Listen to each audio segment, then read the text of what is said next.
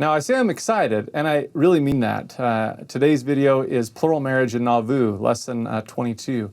And I actually am excited to talk about this. You may be wondering why I would be, and to me the reason why is because I think this is a subject that we need to talk about, and I'm excited to talk about with you. I don't think that I'll do it well up front. I'm not sure I've ever given a class or a lesson on plural marriage that solved every issue and went over perfectly, or I didn't fumble or stumble somewhere, because it's such a difficult subject. But I think it's more difficult to not talk about it, to not address it, to not try to understand it as best as possible, to help with the difficulties and the sticking points that have to do with the practice of plural marriage in the early church. So up front, I want to say I acknowledge my weakness in this, and I apologize up front if I don't say or frame or put things perfectly that might resolve a particular issue that you might have. But I do hope, the reason why I am excited is I hope that I can share something, some views, some history, some doctrine, some ideas that can help you unstick some of these sticking points. I know that it is a sticking point for many. I know it has been for me, if I'm being totally honest with you. There are times where I just don't understand it and shake my head and can't comprehend it.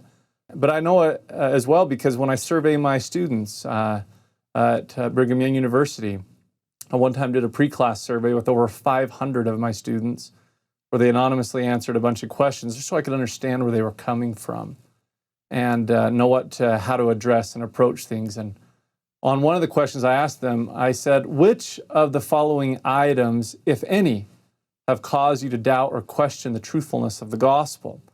And I said, select all that apply. And I gave them a whole list of the common things that people often get stuck on, policy, social issues, anachronisms, historical questions, the restriction of Black Africans in priesthood, etc., fallibility of prophets. But the number one, the top one that was selected the most often was the early church's practice of polygamy. 24%, or roughly 1/4 of all my students selected that was something that caused them to question or doubt the truthfulness of the restored gospel as a whole. So if you're feeling that way, you're not alone with it. I think many of us do. And maybe one thing up front, since aspects of it have been sticking points for me and maybe for you as well, sometimes I say this to my students, and I'll say this to you on this video. Sometimes students will raise their hand and they say, how do you reconcile? How do you reconcile this? Or how do you... And sometimes I just like to say to them, I don't try to reconcile it. I don't try to. Meaning I don't try to explain it all as perfectly the way it should have been or perfectly right. Or I don't try to justify every aspect of it, right or wrong, big or small. I don't feel like that's my responsibility nor yours. We don't have to. We don't have to reconcile it. Speaking of Joseph Smith and Emma Smith, I love them both. I admire them both. I believe they were both called of God and both helped lay the foundations of the restoration. But I also don't try to reconcile Joseph or Emma's behavior when it comes to Nauvoo plural marriage. What I try to do is I try to understand them as best as I can, and I can't even do that, nor can you. So what I try to do is I try to listen to them. What I try to do in terms of if I'm going to reconcile anything is I try to believe in Christ and be reconciled to God for myself, as 2 Nephi 25:23 says. The other thing that I'd try to say up front is remember that plural marriage is not our revelation. It was some of theirs. It's not your revelation. In the same way that for me, speaking personally, I don't understand or even necessarily have a testimony of like the ancient practice of animal sacrifices. I don't understand how my sins would be reconciled. I don't have a burning belief that if I had offended a law or acted in rebellion against God, that killing an innocent lamb or a goat and spilling its blood somehow absolved me from sin. That's a difficult concept for me.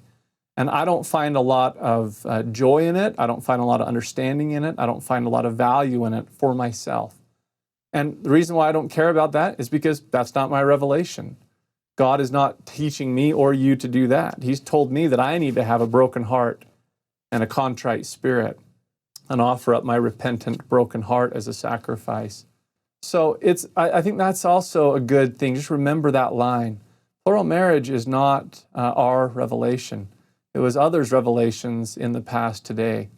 And you can say, and I can say, I believe that it was a revelation of God for them, for their time, and that maybe some of them found meaning in it, even if you yourself don't understand or believe or find meaning in for you today, just like the ancient practice of animal sacrifice. However, I don't think that means that we don't try to, again, as I said, listen to and understand this practice that was had in the church roughly from 1840 to around 1900 for that 50, 60-year period of time. I like what C.S. Lewis said about this. And the reason why I like this is because one time Joseph Smith said, Mormonism is truth. He said that in a letter. And I like that idea that we are not afraid of difficult things. We rejoice in the glorious part of our doctrine and history, and we're not afraid of difficult aspects of our doctrine or history as we try to understand them. Back to C.S. Lewis, who sometimes is called the 13th apostle because he's cited so often. C.S. Lewis wrote this: if our religion is something objective, then we must never avert our eyes from those elements in it which seem puzzling or repellent. For it will be precisely the puzzling or the repellent which conceals what we do not yet know and need to know.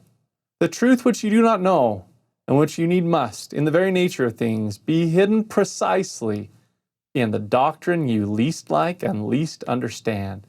It is the same here as in science, the phenomenon which is troublesome, which doesn't fit in with the current scientific theories, which, by the way, that's one of the difficulties of plural marriage. It doesn't fit in our understanding sometimes of God or the gospel or the restoration or eternal marriage. So back to this, that doesn't fit in current scientific theories is the phenomenon which compels reconsideration and thus leads to new knowledge. Science progresses because scientists, instead of running away from such troublesome phenomenon or hushing them up, are constantly seeking them out. In the same way, there will be progress in Christian knowledge only as long as we accept the challenge of the difficult or repellent doctrines. And you can see the ready application for this subject at hand. Since this video will not be all-encompassing of Nauvoo polygamy, I'd highly recommend the church's essays on the subject, on Joseph Smith's on practice of polygamy in Kirtland and Nauvoo, and also the practice of polygamy in Utah and the ending of polygamy. There's 3 gospel topics essays on that subject. I do want to say this as well. Another book that's really good that you could read is called A House Full of Females, written by Laurel Thatcher Ulrich, who's a Pulitzer Prize-winning author and Latter-day Saint. This is a beautiful look and understanding, trying to use original sources to understand plural marriage and women's rights in the church from 1835 to 1870. It really gives a good glimpse into letting them speak. I like that idea of let those who experienced it speak, instead of us trying to interpret or tell them how they should have felt or experienced it.